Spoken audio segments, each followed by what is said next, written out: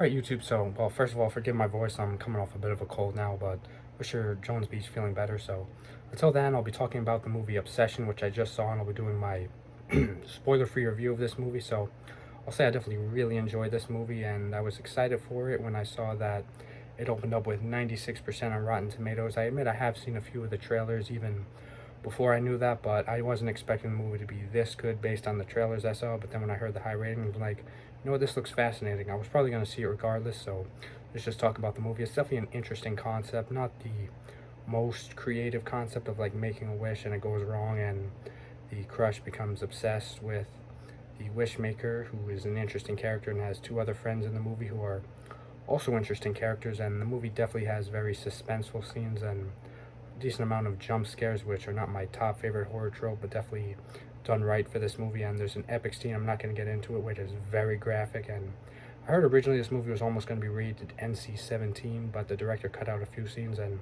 that had me scratching my head, because correct me if I'm wrong, but isn't like NC-17 movies like practically illegal as far as I know? I could be wrong, but I've like never seen any movie with that rating at any of the theaters I've gone to over the past 3 years. But who knows, maybe they exist, but not really anything that appeals to me in that regard, because I think this R rating worked perfectly well. And it's definitely an R-rated movie for many reasons, with lots of violence, gore, which was definitely interesting and fascinating to see, as well as the love interest and becoming crazy for the guy who makes the wish. And forgetting all these characters' names, but there are some later interesting dynamics and interesting work dynamics and party dynamics throughout the movie. So definitely has a plot to it. It's not just all this crazy girl going crazy, which was part of the movie and was definitely fascinating and done very well. So really enjoyed this concept of the movie too, of like, the scene where the guy goes into the shop, well, like the weird voodoo shop, well, maybe not voodoo shop, but shop with all the gimmicky stuff, magic-y stuff. And